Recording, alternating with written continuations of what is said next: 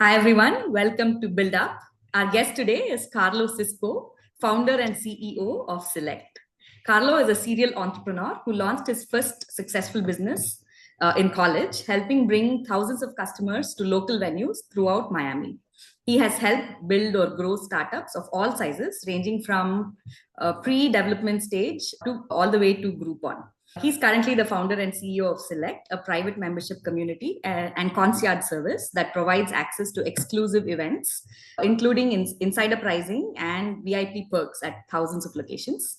Partners with top rated local restaurants and nightlife venues as well as premium global brands in travel, retail, and entertainment. Select's 11,000 members receive exclusive benefits at over 1.5 million partner locations online. Welcome, Carlo. I'm really excited to have you on Build Up. Yeah, thank you so much for having me. Excited to be here. Thank you. So let's jump right in. Tell us, what is the origin story of Select? How did you think of this idea? How did you end up building it? Yeah, it's a couple of different experiences, and it's cool in the intro. You kind of touched on some of them, but certainly the events company during school was a little bit of an inspiration for it. That sort of came about, basically someone realized that people I didn't know would like follow where I was going to go at night, because if I was going to go somewhere, I wanted it to be a really cool experience. So they were like, hey, you should try promoting an event or something that could be interesting. So like I did that and brought like 600 people to this dumpy place in the middle of nowhere in Miami at the time. Now it's a very nice area of Miami. And that sort of kicked off a lot of owners wanting to work with me. So that was sort of my first experience, like bringing customers to local venues. And it, overall went pretty well. And it was because I really cared about the experience. Like the reason we were able to bring so many people is we handled transportation. We just made everything very easy for people. And people underestimate how important easy is in some cases. But, probably the other big inspiration that, there's elements of my finance background that now tie in with Select, but probably the other big inspiration was honestly Groupon. And I was there during that like crazy growth phase. I got there like weeks before they got the Google acquisition offer, which was like for those unfamiliar, was a $6 billion offer. The company was less than 3 years old. So it was kind of a historic moment, but Groupon was already in progress of becoming the fastest growing company in history by revenue. And that's actually still the case, which is a little wild if you think about it, because that's back in 2010 and 2011. And with how much venture capital has increased, no one's been able to grow revenue as quickly as Groupon did during that period. They beat Priceline to take that title. Priceline was sort of the previous leader in that area. So, that was kind of a stunning moment in time. And my big takeaway from it was, wow, there's a really big demand for a new way for merchants and customers connect. And if you think about it, I think a pretty needed thing then and now, actually, because, like relying on ads is just not good for a lot of brands. Like it can be clever and creative, but people just tune it out. People want authentic. They want things that are sort of matched for them. The other big fault I saw with the Groupon model was, it was very much prioritizing sort of like short-term gain over like long-term sustainability, right? Like if, Groupon was historic and all these positives, now it's worth much, much less than when I was there over 10 years ago, So there is a flip side to that if you don't recalibrate and adjust. And my big takeaway was that model didn't work well for premier brands or premier customers. Premier customers need flexibility, they need easy, they need a very high quality of experience or place or product. And then a premier brand, really needs the channel to be branded. They need it to be sustainable, and they need it to encourage repeat business. And we created Select to basically solve all of those things. So we're operating on a membership model. People have to apply for access. We do turn people away. And then there's also an annual fee component. But then what happens in exchange is we're able to unlock all this access and value in the form of the benefits that we have across the 1.5 million locations you mentioned, that's just completely uncapped. So it's not like a credit card reward where you have to earn it and it's like 2, 3, 4% and it accrues over time. This is typically 15 to 30% point of sale, no limits, totally unrestricted. So we have some people that save over 20 grand a year with the membership, and then plus you've got the concierge, you've got the events, and some of the perks are more about the experience as well. So it's created a pretty good system, and it hasn't been easy to build. A lot of people told us we couldn't do it, but we did, and I think now it's pretty valuable and pretty cool. And I think we're still in kind of the early innings of growing it, even though it's a fairly robust product.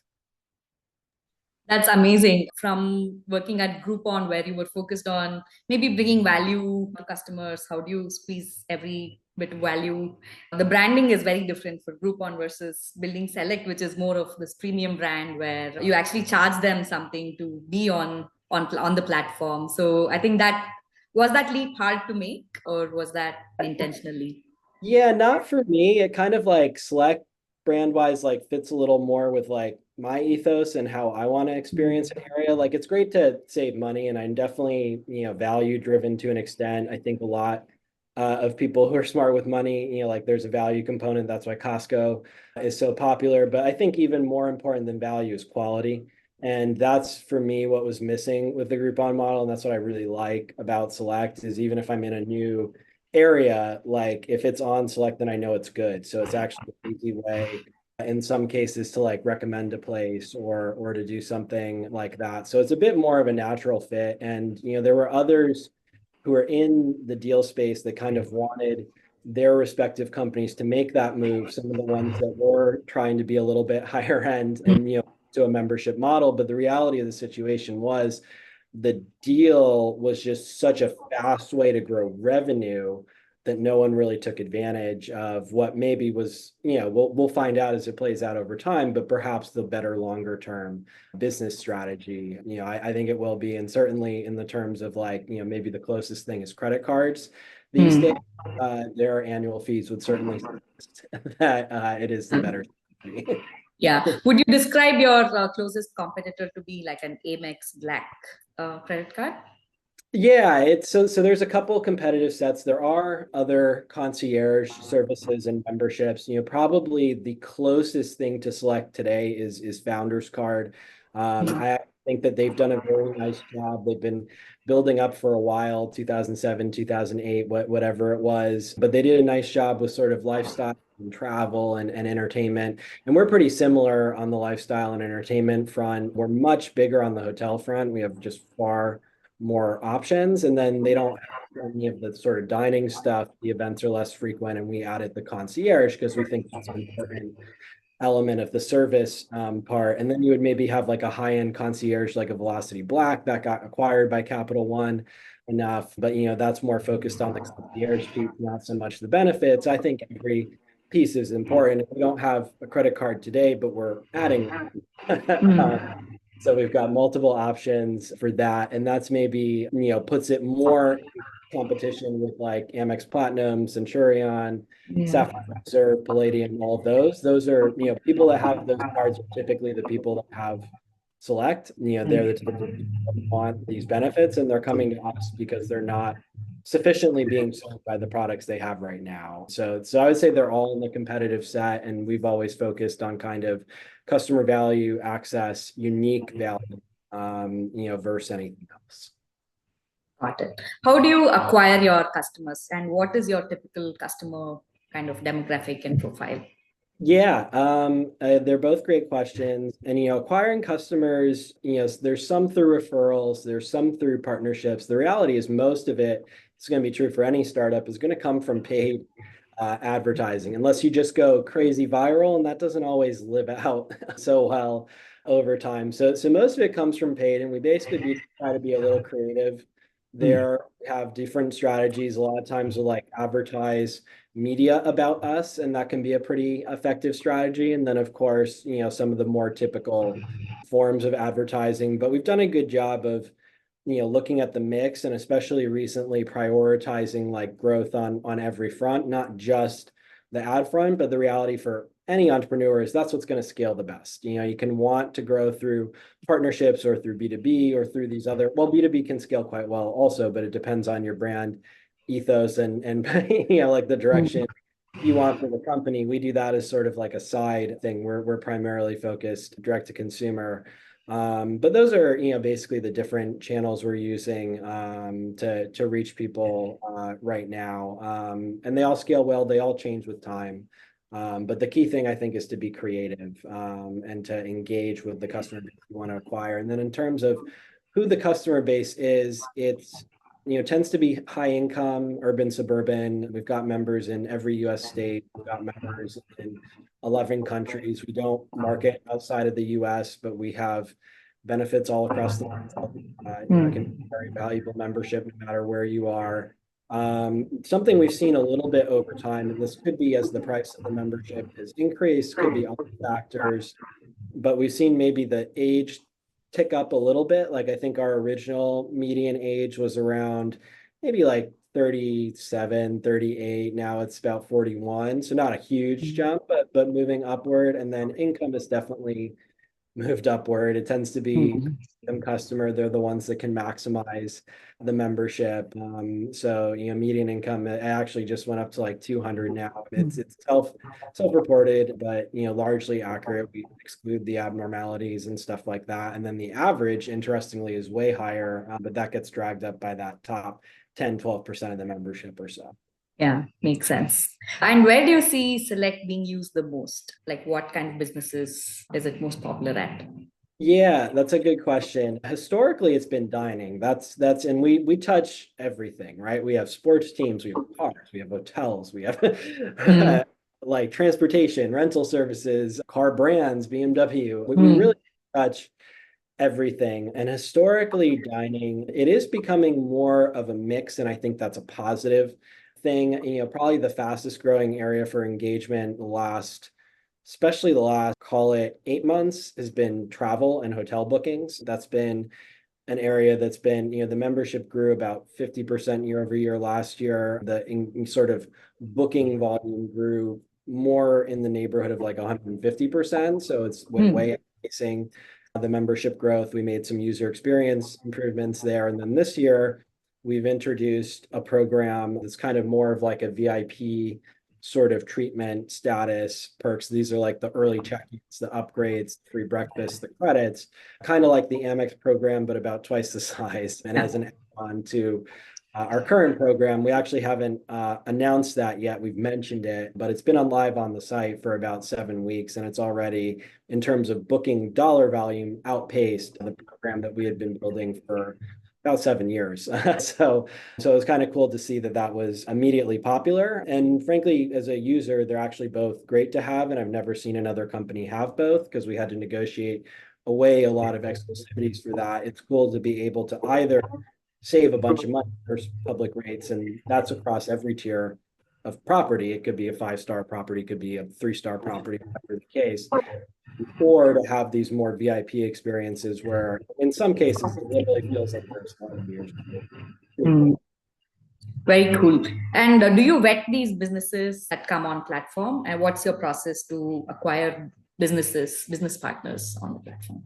Yeah, so we have a team that's mostly doing the partner curation, and they're called partner curation, in fact. So most of new partners are coming from us reaching out to them. We do have over time, of course, seen an increasing amount of inbound, but similar to the membership, we have to vet that, right? We want people to trust the experience or product that's going to be recommended by us. And, it's not just about the benefit, it's about it being great in the category that it's in. And that doesn't mean high end, it just means best in the category that they're in. That could be something very casual, could be a neighborhood sushi spot, could be like a food and drink company, but it has to be good in it. So it's mostly us reaching out to them and then sort of filtering through any sort of inbound that comes in. And then, of course, incorporating member suggestions as well.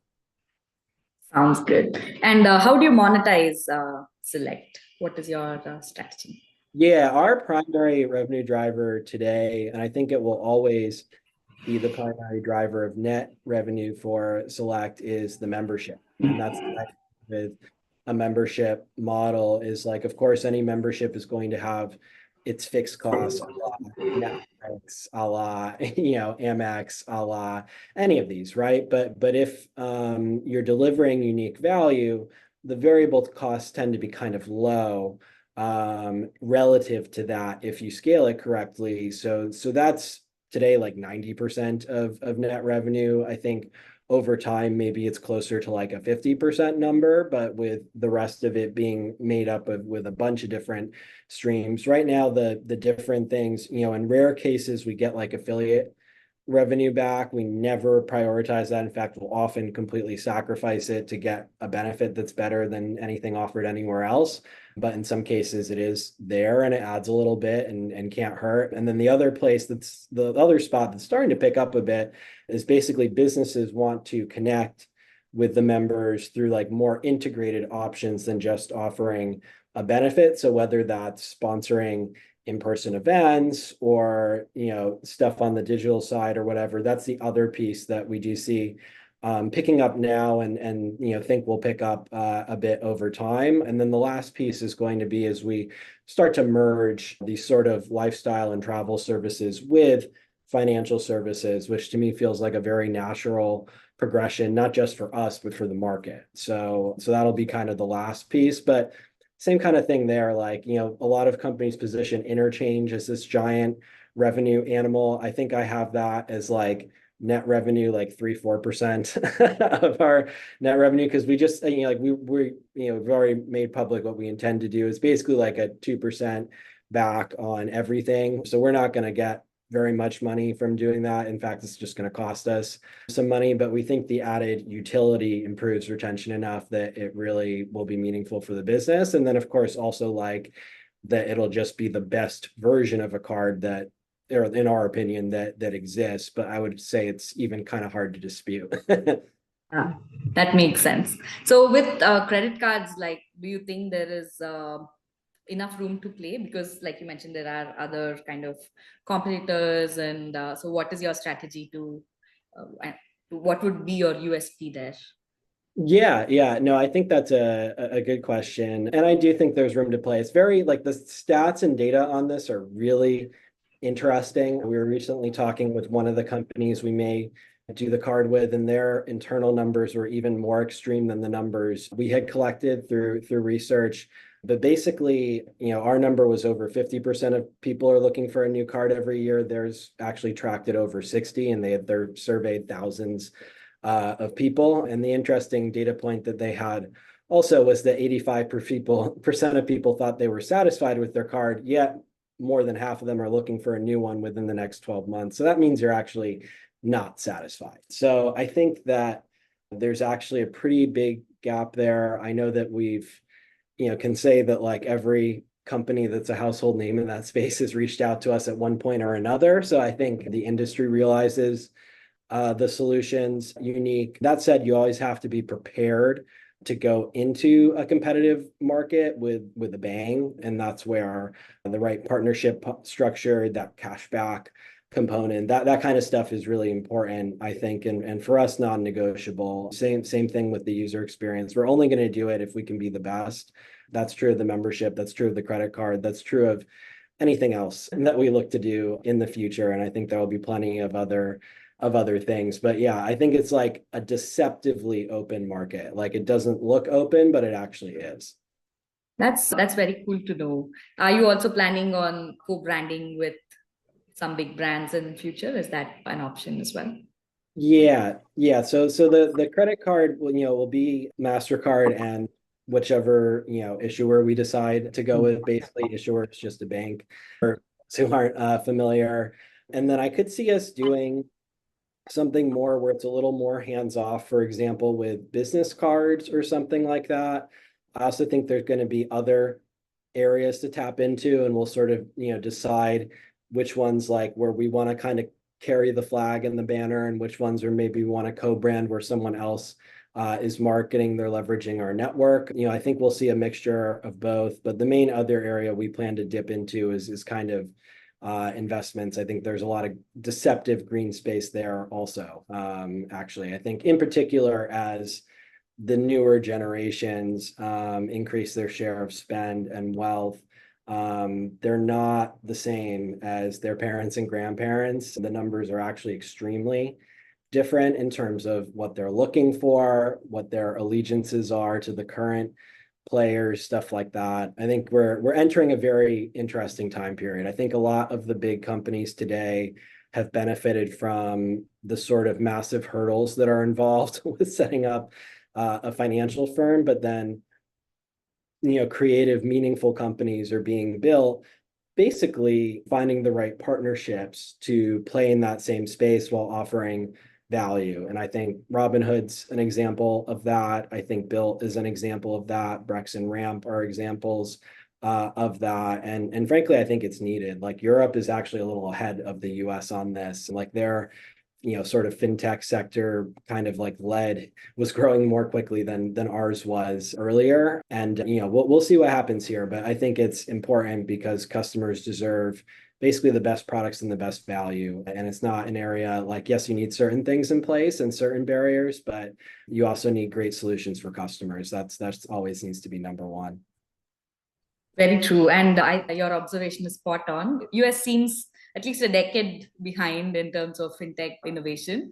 Even India, where I come from, like is far ahead. Everyone uses phone pay and UPI, which is the kind of the payment network that India has. So versus in the US, like people still are catching up. Not even every merchant accepts Apple Pay or anything like that. So it's still pretty pretty behind in terms of innovation here. What do you think is the reason for that? Yeah, it's an interesting question. One we can, maybe hypothesize a bit together. I think there's a couple components. One, and I don't want to like make this assumption or step on anyone's toes necessarily, but it feels like maybe the financial institutions here had a lot of strength in terms of what they're able to influence, maybe relatively quickly. So for example, I know in a lot of places like that interchange component we talked about, we just want that to go to customers. That's much lower in most of the world than it is, because most countries don't want to incentivize someone to build up debt. But the banks and financial institutions here do want to incentivize that because that's where they make a lot of money, right? They're not mostly counting on membership interest from your yeah, and then usually they're going to keep a piece of that fair change as well. So there's kind of a twofold reason they want that. So I think part of it may just be that those organizations and entities have a lot of strength, perhaps versus what is happening in other markets. And then it does seem like perhaps just like the sheer size and scale and sophistication of our merchant system here, maybe that's what makes them a little slower to adopt things like Apple Pay. Because you're right, if you travel, like a lot of times people pay with their phones, they do this kind of thing. And I remember when that first started here, it was like no one was doing it. Yeah. like nobody at all. And there's versions of this in other sectors too. We see it a little bit also in hospitality, where a lot of restaurants abroad now have started to adopt, for example, paying with your phone. And this is one of the features we actually want to select. I've wanted to add that since since basically the beginning. I think that's kind of an inefficient process. And that's like only now just starting to happen here. You see it in like airports, you see it in some restaurants, but then you maybe go to other countries like France or Brazil or some of these other places where like that's actually pretty widespread because it's more efficient for the restaurant, ultimately leads to better service for the customer, but it's just been a hurdle to overcome here. It's interesting. It's like the size and scale of the US has created a little bit of inertia in certain, then there's other areas like AI perhaps where we're able to move very quickly as a country, which is important, thank God, with a new trend and a new technology that's developing. So it is very interesting. Hopefully it becomes more distributed over time. Yeah, no, I totally agree. I was in the fintech arm of Meta for a few years, and our biggest nightmare was, passing through regulatory hurdles and stuff because everything will get shut down or changed to the extent where everything is different from what we originally envisioned because of all these kind of having to go through regulatory hurdles. So I think that is definitely one of the deterrents to rapid innovation in the fintech space, and hopefully US is catching up now. So switching gears a little bit, what were some challenges you had to overcome while building Select, and how did you overcome them?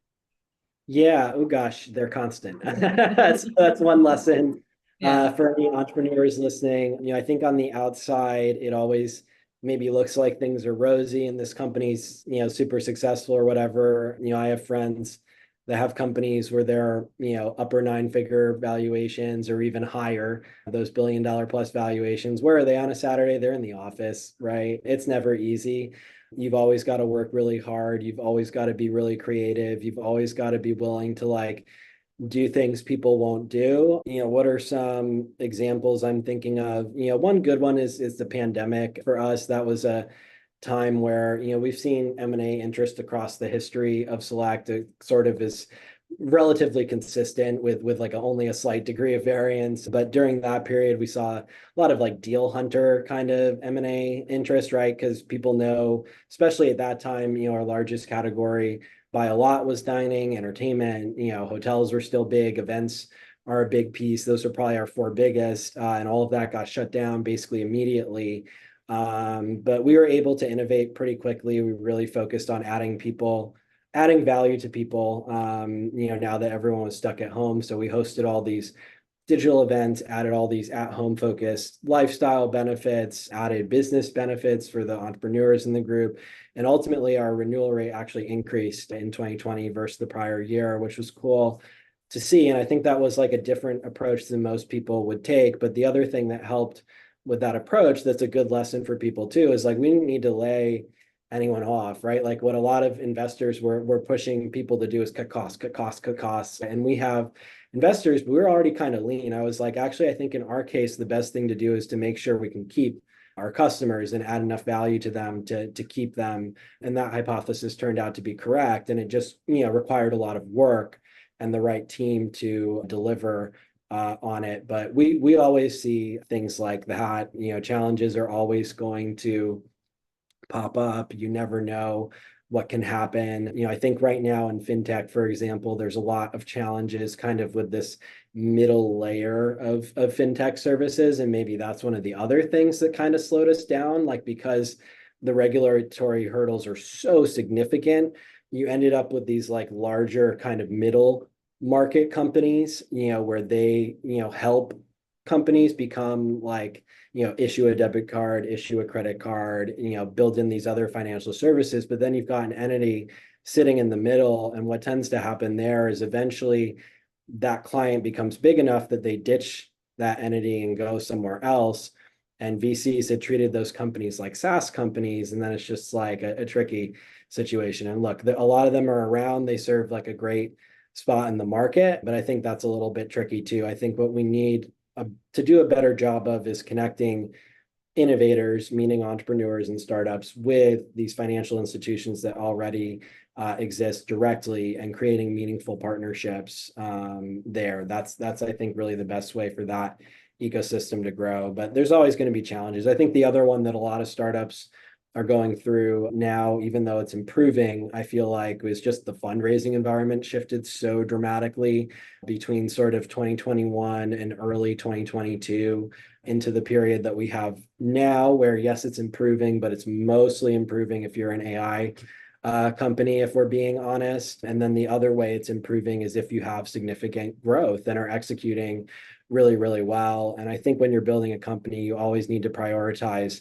that part, executing really, really well and significant growth. And I think, we've varied there to an extent, but have done enough of a job that the company's working out pretty well. So that's something that's very important. And that's something every entrepreneur needs to realize. All circumstances can change at any time. It can sometimes be very fast. There was one point where starting a credit card was like basically the hottest thing you could do to external investors. Then all of a sudden, a few top 15 banks blow up, and that's no longer the case, right? So that stuff can change, in a matter of weeks, a matter of months, and people just need to be prepared for that. And look, it doesn't mean you should change your vision or your game plan, but you need to be able to adapt and evolve with what the market circumstances are. And maybe the other big thing that's happening in that arena right now is AI. If you're not, forward looking on that, like you're probably going to get killed by it unless you're very much an in-person business. Yeah, that's actually really fascinating to know how you were able to adapt and be agile during COVID, and that actually helped you increase your subscriber base as well. That's an amazing story of grit and agility, and also like very good strategic thinking. So thank you for sharing that. So you mentioned AI. So how are you planning to integrate AI into your product?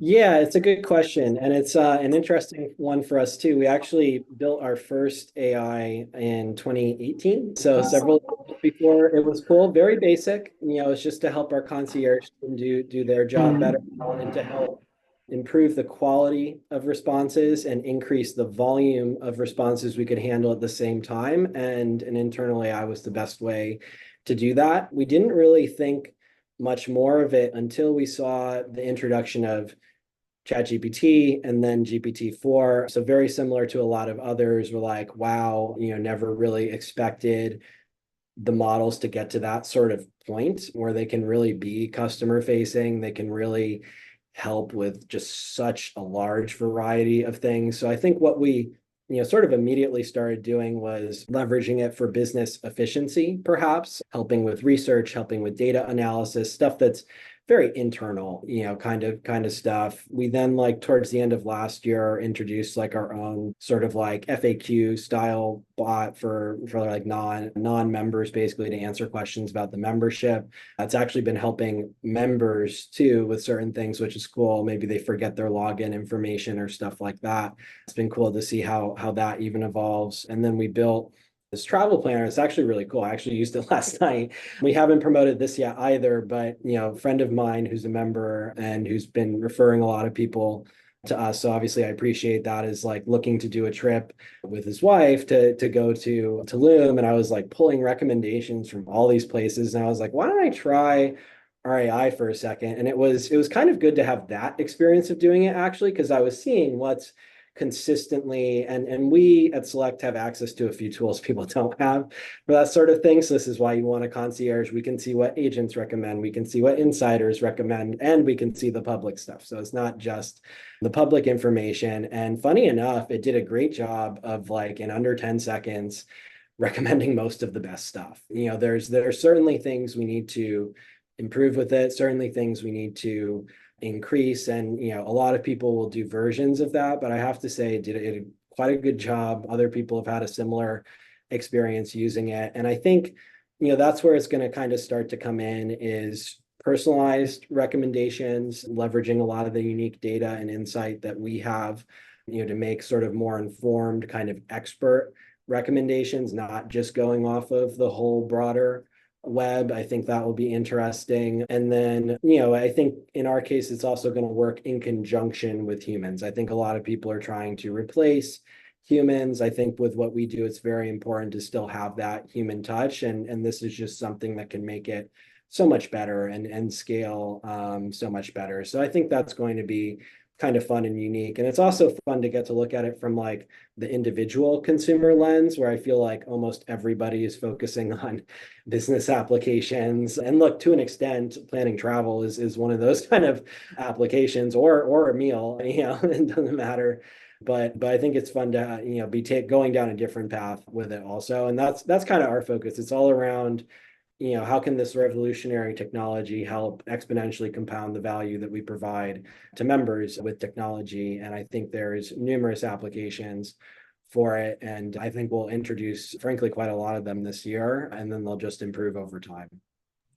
That's awesome. I look forward to trying out the travel planner that you have. And I was in Tulum last month, so I'll probably also do a little bit of back testing to see what I missed. So yeah, I'd love that. I think that's a very, very good use case of UI. And like you said, providing those personalized recommendations, especially considering you are this almost like an exclusive community, and what other community members liked would probably kind of vibe well with what somebody else within the select group would like as well.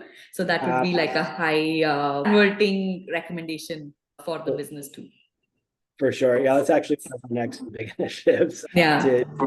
We've got a lot of like cool stuff for personalization and stuff like that we're introducing. But I basically think that like people will always want recommendations that are sort of personalized to them through technology or from other people they trust. And that's one of the nice things private community and being able to combine those. And the other thing that's kind of cool in our case is we have all these partnerships for booking. So like we can pull real-time rates, we can pull booking capabilities, all those things, and the benefits, of course, all into one user experience, which is quite nice. You don't have to like jump Right. over Exactly. Yeah.